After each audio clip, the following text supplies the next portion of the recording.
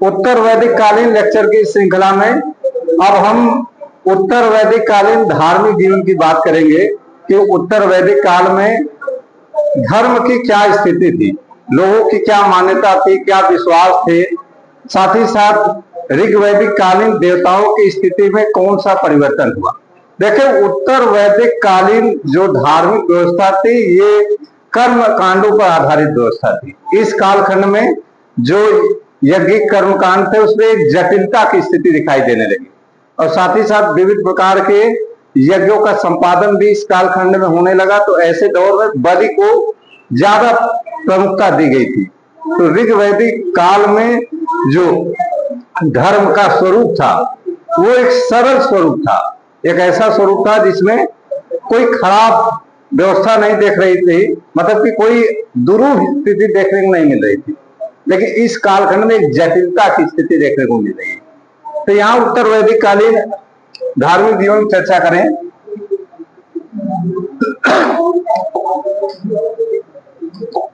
देखिए, उत्तर वैदिक कालीन धार्मिक जीवन, इसी की चर्चा हम कर रहे हैं। तो इस काल में धार्मिक जीवन में क्या हुआ, जो विचारधारक दृष्टिकोण से बड़ा परिवर्तन आया, बहुत बड़ा परिवर्तन आया। ठीक है, ऋग वैदिक कालीन धार्मिक जो जीवन था कैसा था, एक सरल जीवन था। मैंने ऋग वैदिक काल में पढ़ाया था आपको कि इस कालखंड में देवताओं को प्रसन्न करने के लिए यज्ञ होते थे और वो साधारण से यज्ञ होते थे जिसमें मनोकामना होती थी कि हमारे पुत्र की प्राप्ति हो जाए, ठीक, और हमारे कृषि में वृद्धि हो जाए, ऐसी कामनाएं होती थी। बहुत ज्यादा उसमें जटिलता की स्थिति या कर्मकांड बहुत ज्यादा प्रकार के नहीं थे, बहुत साधारण यज्ञ होता था और यज्ञ का मकसद भी उस समय साम्राज्य विस्तार से अभिप्रेरित नहीं था। ठीक, किंतु उत्तर वैदिक कालीन धार्मिक जीवन क्या होगा, ये आडंबरपूर्ण और कर्मकांड प्रधान हो गया। यहाँ पर विभिन्न प्रकार के आडंबर फैल गए, कर्मकांड फैल गए। ठीक है, जिसने उत्तर वैदिक काल को धार्मिक रूप से संकीर्ण बना दिया। ठीक है, पुरोहितों का वर्चस्व क्या हो गया, धर्म पर स्थापित हो गया था। अभी ऋग्वैदिक काल में पुरोहित का वर्चस्व धर्म पर स्थापित नहीं था, लेकिन इस कालखंड में क्या हो गया, पुरोहित का जो वर्चस्व है वो धर्म पर पूरी तरीके से स्थापित होने लगा। ठीक है, यानी पुरोहित धर्म के मामले में सर्वे सर्वा होते गए। उत्तर वैदिक काल के अंतिम चरण में पुरोहितों के प्रभुत्व, यानी जो इनका प्रभुत्व था और कर्म कांडों की निस्सारता में सबसे पहली बार प्रतिक्रिया कब दिखाई दी, उपनिषदों में दिखाई दिया। 600 ईसा पूर्व के आसपास उपनिषदों की स्थापना हुई है, इनकी रचना हुई है। उपनिषद है, उपनिषद। देखिए, दर्शन की शुरुआत आर्डर से होता है, लेकिन दर्शन का जो विकास होता है वो उपनिषद से होता है। तो 600 ईसा पूर्व में मध्य गंगा घाटी में उपनिषदों की रचना क्षत्रियों ने किया था। तो ऐसे दौर में इन्होंने क्या किया, इन कर्मकांडों की और जो प्रभुत्व इनका था, पुरोहितों का जो प्रभुत्व था उसको चैलेंज किया, उसको चुनौती दिया। साथ ही साथ जो बहुदेववाद की संकल्पना थी, यानी कई देवताओं की उपासना हो रही थी। मैक्स मूलर ने हीनोथिज्म की अवधारणा का भी चर्चा किया है कि एक काल मतलब हर दिन एक विशेष देवी देवता की पूजा होती। जैसे सोमवार को शिव की पूजा होती थी, तो इसी तरीके से विभिन्न दिन पर विभिन्न देवताओं की पूजा पद्धति का भी उल्लेख उन्होंने किया है। तो इस कालखंड में यह तय किया गया कि जो ईश्वर है वो क्या है, एक ही है। इस नाते एक ईश्वरवाद की अवधारणा को यहां पर सबसे ज्यादा बल प्रदान किया गया। चले आए,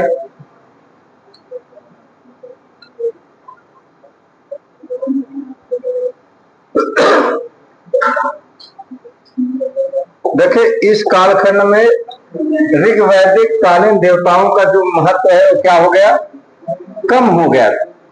यानी जो ऋग वैदिक काल के प्रमुख देवता थे, कौन से देवता थे, कौन कौन से थे, इंद्र, मित्र और वरुण, ये तीन सबसे महत्वपूर्ण देवता थे।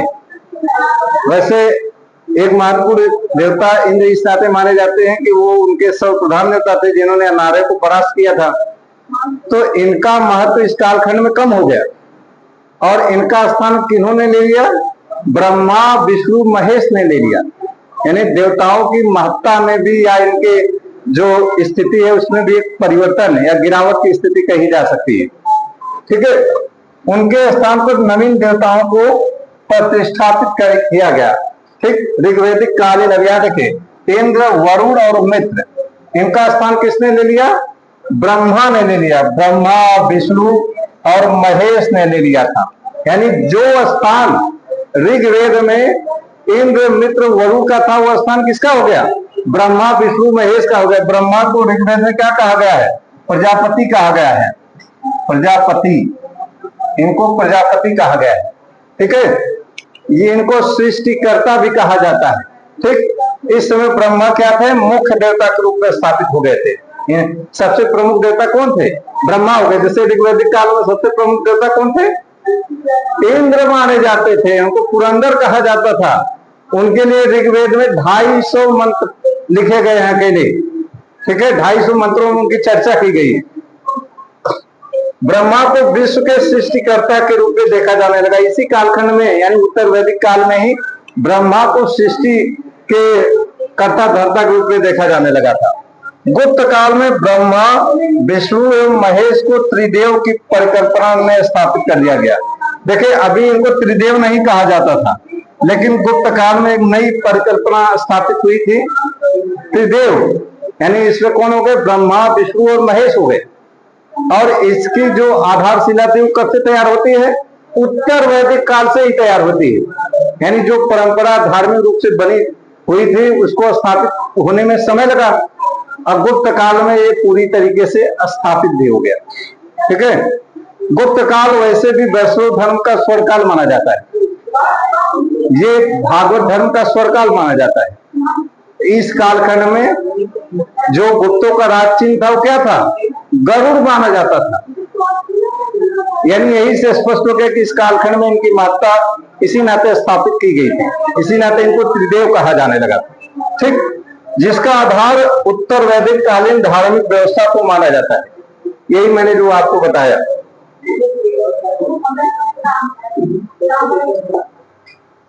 यही जो उत्तर वैदिक कालीन धार्मिक व्यवस्था थी, यही से एक आधारशिला, एक नींव बनी, एक बुनियाद स्थापित किया गया। ठीक है, चलिए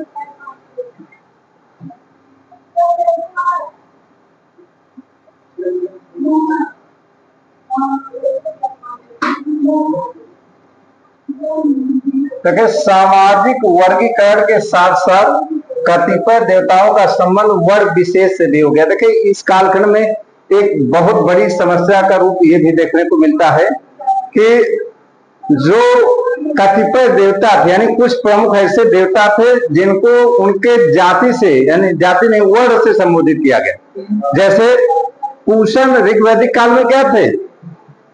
पूषण क्या थे? वो पशुओं के देवता थे। और उत्तर वैदिक काल में क्या हो गए? शूद्रों के देवता के रूप में हो गए, जिनके रथ को 2 बकरे खींचते थे। यही पूषण महोदय थे। ठीक है, यानी ऋग्वेद में इनकी महत्ता ज्यादा थी। उत्तर वैदिक काल में क्या हो गया? ये शूद्रों के देवता हो गए, यानी इनकी महत्ता की स्थिति में बड़ी गिरावट आ गई।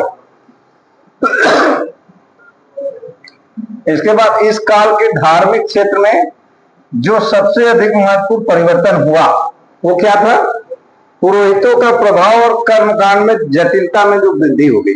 जैसा मैंने जिक्र किया कि पुरोहित इस कालखंड में अपने वर्चस्व को स्थापित कर चुके थे। कर्मकांड प्रबल हो रहा था, पुरोहित को फायदा भी मिल रहा था, जो चढ़ावा मिलेगा उससे तो फायदा मिलेगा ना। तो इनकी जो आर्थिक स्थिति है, इनका जो विकास है वो और उत्तरोत्तर बढ़ता गया। जब विभिन्न प्रकार की यज्ञ बलि होती थी तो इसके स्वरूप इनको दान दक्षिणा भी तो मिलेगा बड़े पैमाने पर। तो इस नाते पुरोहित वर्ग की स्थिति मजबूत और होती गई। और इसका भी इतिहासकारों ने स्पष्ट रूप से वर्णन किया है कि ये भी बड़ा कारण हुआ ईर्ष्या का, कि वास्तव में ये तो आगे बढ़ रहे हैं और हमारी स्थिति उत्तरोत्तर खराब हो रही है। ठीक,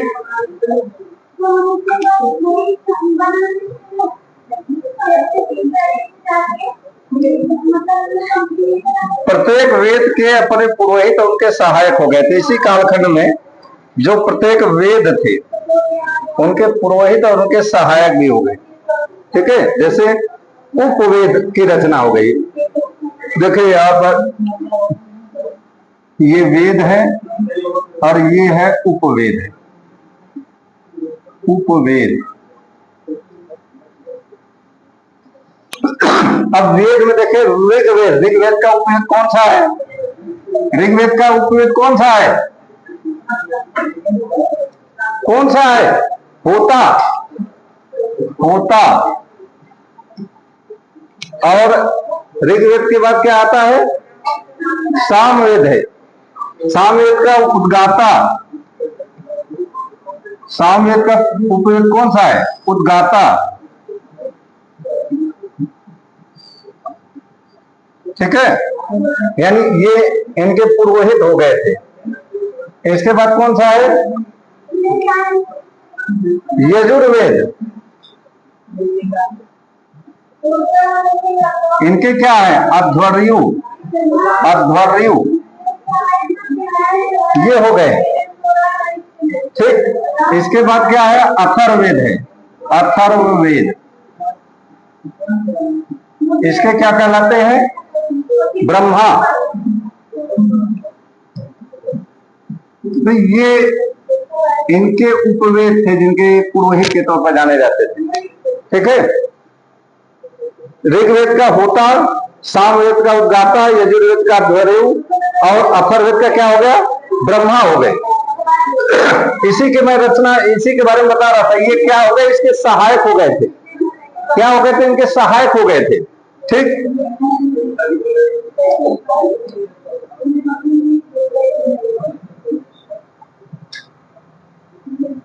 देखिए जो ऋग्वैदिक काल में प्रार्थनाएं की जाती थी उसकी जगह अब यज्ञ का जो स्थान है वो महत्वपूर्ण होता गया। ऋग्वैदिक काल में प्रार्थनाएं की जाती थी कि हमारे बाल बच्चे सुखी रहे, हमारे कृषि बढ़ते रहे, संतान उत्पत्ति हो। ठीक है, इस तरह से क्या होता था?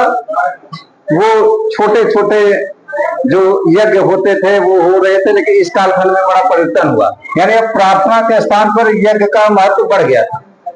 ठीक, यज्ञीय विधि विधान अत्यंत विस्तृत और जटिल हो गया था, बहुत जटिल हो गया था। यानी यज्ञ जो एक आसान तरीके से होता था जिसमें विभिन्न प्रकार के अन्न उसमें डाले जाते थे, घी डाला जाता था, दूध डाला जाता था, या कुछ साधारण तरीके से भी लोग करते थे ना।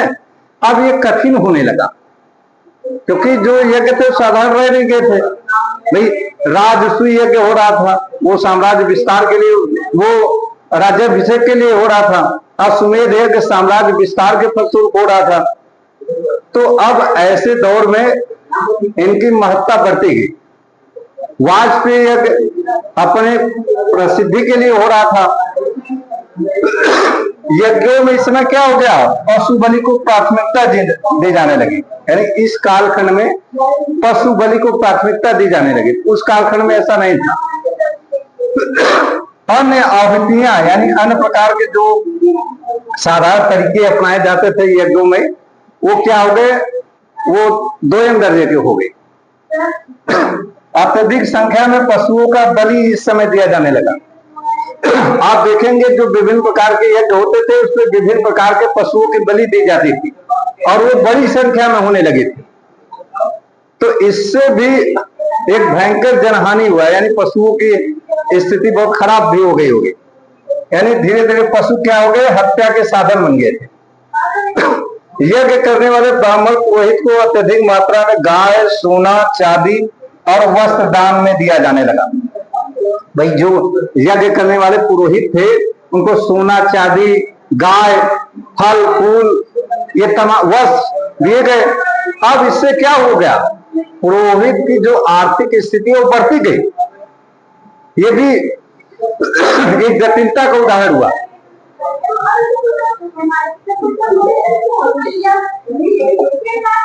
अब जैसे आज के दौर में आप देखते हैं बाबाओं को, देखते हैं नहीं देखते हैं, आपसे कहेंगे कि आप भौतिकवादी दुनिया को छोड़ दीजिए, आप खुद कैसे रहते हैं? वो हवाई जहाज की यात्रा कर रहे हैं, एसी में रह रहे हैं, उनकी हाई फाई सारी सुविधाएं हैं। यानी खुद जो भौतिकवादी है वो आपको क्या कह रहा है कि भौतिकवाद से दूर हो जाइए, ईर्ष्या से दूर हो जाइए, मोह माया से दूर हो जाइए, धन से कोई सुख नहीं मिलने वाला है, जबकि सारा सुख इसी से मिल रहा है न? प्रार्थना की तुलना में यज्ञ और कर्मकांड तथा बलि को बढ़ावा देने का क्या हुआ? अंधविश्वास को बढ़ावा मिला।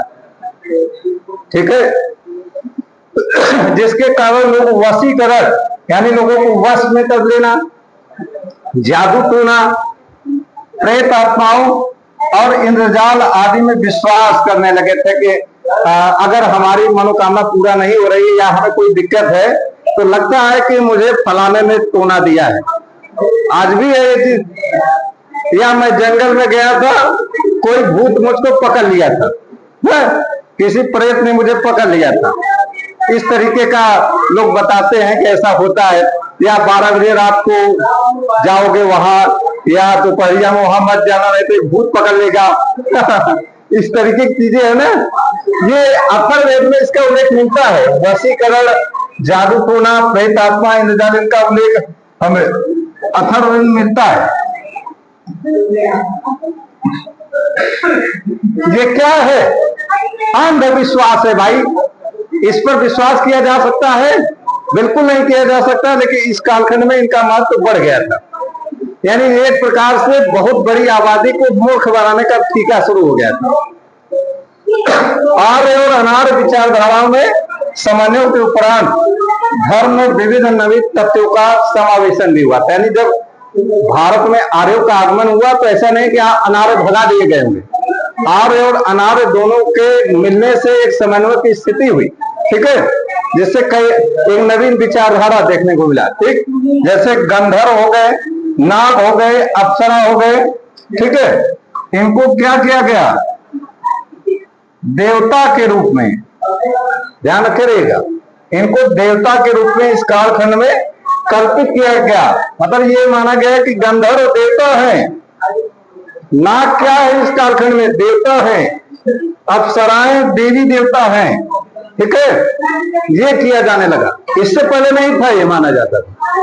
हाँ, हड़प्पा सभ्यता में देखते हैं कि कहीं कहीं नाग की भी पूजा का साक्ष्य मिलता है कि होती थी, लेकिन यहाँ पर पूरी तरीके से कल्पित कर दिया गया था।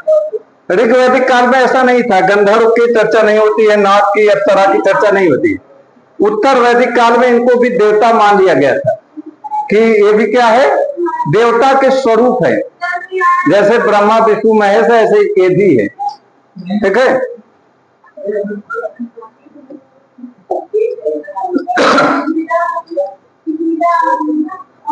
जब धर्म का वर्चस्व होता है तो पाखंड स्थापित हो जाता है।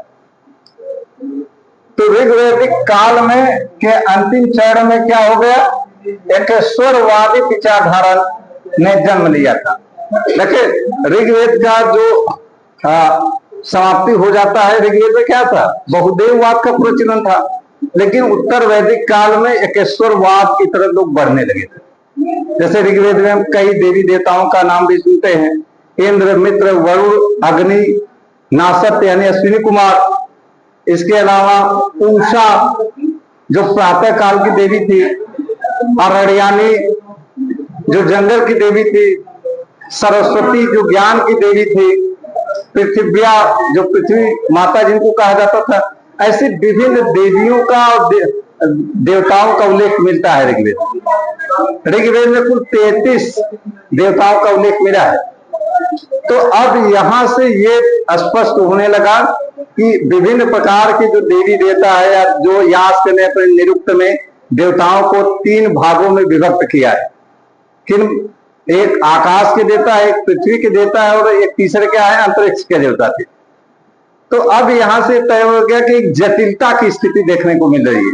यानी बहुदेववाद से लोग क्लियर नहीं हो पा रहे हैं, स्पष्ट नहीं हो पा रहे हैं कि हम किसकी उपासना करें, किसकी न करें। यहां पर यह अब ये तय हो रहा है कि एक ईश्वरवाद की तरफ बढ़ा जाए। ठीक है, यानी ईश्वर क्या है? एक है, उसके विभिन्न नाम है, विभिन्न रूप है और विभिन्न पद्धतियां उसकी उपासना के लिए। पुरोहितों के बढ़ते हुए प्रभाव और यज्ञ कर्मकांड तथा अनुष्ठान के विरोध इस काल में एक प्रतिक्रिया दी। यानी जो पुरोहितों का वर्चस्व बढ़ता गया था, इसको चुनौती सबसे पहले किसमें मिलता है? अथर्ववेद में मिलता है।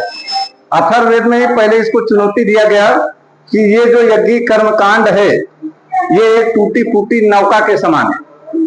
ठीक है, अब यहां पर देखे उपनिषदों में यज्ञ तथा कर्मकांडों क्या किया गया? निंदा किया गया। ब्रह्म को एकमात्र सत्य स्वीकार किया गया। ब्रह्म का मतलब क्या है? आत्मा। आत्मा को ही माना गया कि यही सत्य है। आत्मा के विषय में कहा भी गया है कि यह क्या है? अमर है, न हवा इसको सुखा सकती है, न अग्नि इसको जला सकती है। ठीक है, फिर इसके बाद क्या है? ब्रह्म को एकमात्र सत्य स्वीकार कर उसे निर्विकार अद्वैत, यानी इसके समान कोई नहीं है। निर्विकार का मतलब है जिसका कोई आकार ना हो। ठीक, ब्रह्म का समीकरण यहाँ किससे लगाया गया? आत्मा से लगाया गया कि आत्मा ही सब कुछ है। ठीक है, यानी आत्मा को अमरता से जोड़ दिया गया कि आत्मा की सत्ता ही मनुष्य के लिए क्या है? सर्वोपरि है।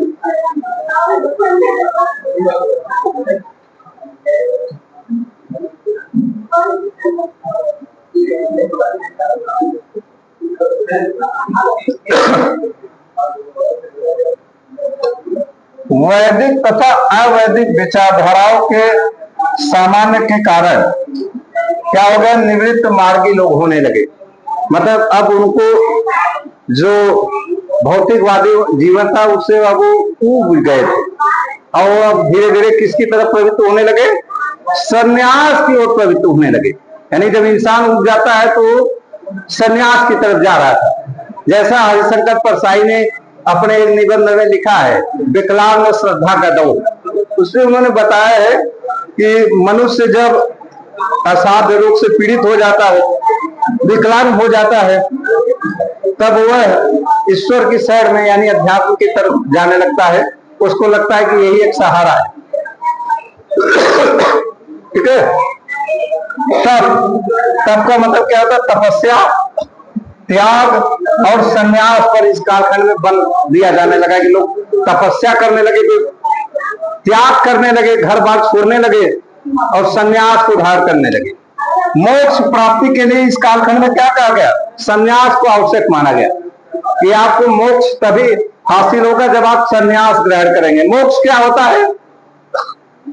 मोक्ष का मतलब होता है कि मनुष्य को जन्म मरण के चक्कर से जब मुक्ति मिल जाती है, इस प्रक्रिया को मोक्ष कहा जाता है। यानी उसको पृथ्वी पर फिर से पुनर्जन्म देने की आवश्यकता नहीं होती। ऐसी अवस्था क्या कहलाती है? मोक्ष कहलाती है। ये माना जाता है ना कि मनुष्य के कई जन्म होते हैं मरने के बाद, तो ऐसे हालात नहीं आएंगे। यानी मतलब फिर से आपको पृथ्वी पर आने की कोई आवश्यकता नहीं होगी। ये मोक्ष है, यानी पुनर्जन्म की कोई आवश्यकता नहीं होती है, जिसको बौद्ध धर्म में निर्वाण कहा गया है। ठीक है, लेकिन बौद्ध धर्म में दो कॉन्सेप्ट है इसके लिए, दो व्याख्याएं। निर्वाण जीते जी मिलता है और महापरिनिर्वाण कब मिलता है? मरने के बाद मिलता है। इस्लाम में इसको हम बिल्हाम से जोड़कर देखते हैं। ठीक है, इस्लाम में मोक्ष की प्राप्ति को क्या कहा जाता है? बिल्हाम कहा जाता है। और ये बिल्हाम किसको मिला था? पैगंबर मोहम्मद साहब को हीरा की गुफा में साधना करने से मिला था। ठीक है, चले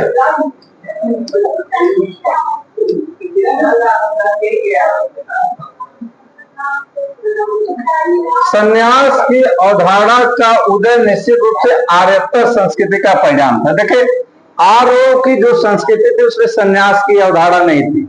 यानी जब आर्य और अनार्य संस्कृति का समन्वय हुआ तो इसके फलस्वरूप एक नई विचारधारा दिखाई दी। साथ ही साथ अनार्यों की भी विचारधारा के तौर पर संन्यास एक नई विचारधारा देखने को मिली कि मोक्ष की प्राप्ति के लिए संन्यास अति आवश्यक है। यानी घर बार आपको छोड़ ही देना होगा। ठीक है, बौद्ध धर्म में संन्यास की दो चीजें भी थी।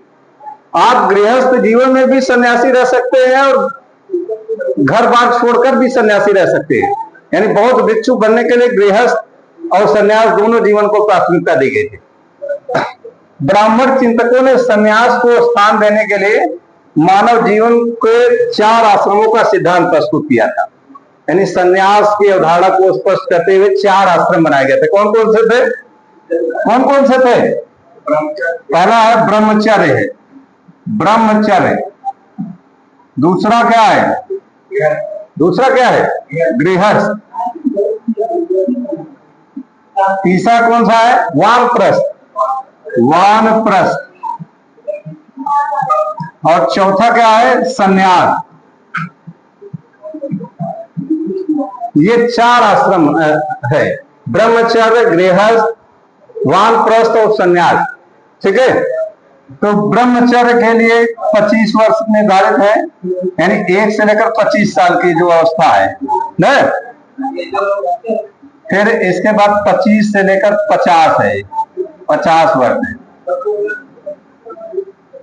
यानी 1 साल से लेकर 25 साल की अवस्था में आप अपना गृहस्थ जीवन आपका है, और उसमें आप क्या करते हैं? मतलब पढ़ाई लिखाई करके आप स्थापित हो जाते हैं। इसके बाद 25 साल की अवस्था में शादी ब्याह कर लेते हैं। ठीक है, ये गृहस्थ जो है अपनी गृहस्थी बसा लेते हैं। इसके बाद वानप्रस्थ के होता है समय 50 से 75 वर्ष, जिसमें आप अपने परिवार को स्थापित करते, जो आपके बच्चे रहते हैं उनको आप कहीं ना कहीं स्थापित करते हैं। इसके बाद क्या है? ये 75 होगा। इसके बाद ये 75 से क्या हो जाएगा? 100 वर्ष। 75 से 100 वर्ष आप मोह माया को छोड़कर कहां चले जाएंगे? एकांत में चले जाएंगे। ठीक है। और 4 आश्रमों का उल्लेख किसमें मिलता है? जाबालो उपनिषद, जाबालो उपनिषद। इनमें हमें 4 आश्रमों का उल्लेख मिलता है। ठीक है, ब्रह्मचर्य, गृहस्थ, वानप्रस्थ और संन्यास। ठीक है। प्रारंभिक उपनिषदों में केवल 3 आश्रमों का ही विधान मिलता था। मतलब पहले के जो उपनिषद थे उसमें 3 आश्रमों का ही उल्लेख मिल रहा है। ठीक है, जैसे ब्रह्मचर्य, गृहस्थ और वानप्रस्थ। लेकिन बाद में संन्यास नामक चौथा आश्रम व्यवस्था का क्या ये बन गया? अंग बन गया।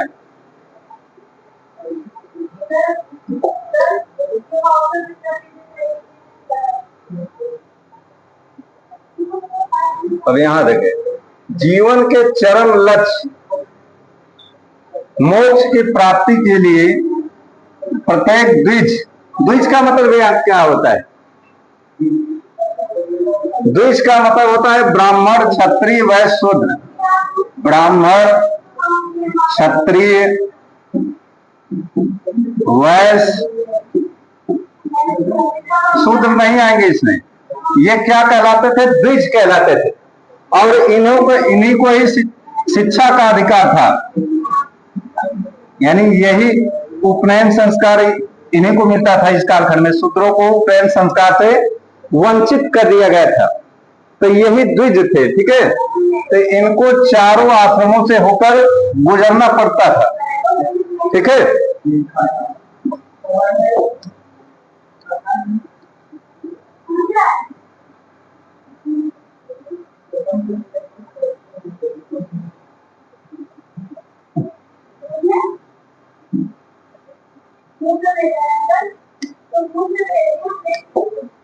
तो ऋग्वैदिक कालीन धार्मिक जीवन की हमने चर्चा कर लिया इस लेक्चर में, जहां पर स्पष्ट हो गया कि इस कालखंड में क्या हो गया था?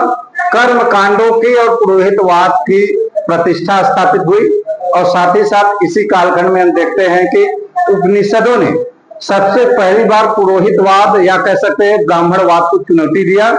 और यहीं से कालांतर में धर्म सुधार आंदोलन को भी बल मिलता है और जैन धर्म, बौद्ध धर्म का आविर्भाव भी होता है। नेक्स्ट लेक्चर में हम उत्तर वैदिक कालीन अर्थव्यवस्था पर चर्चा करेंगे। धन्यवाद।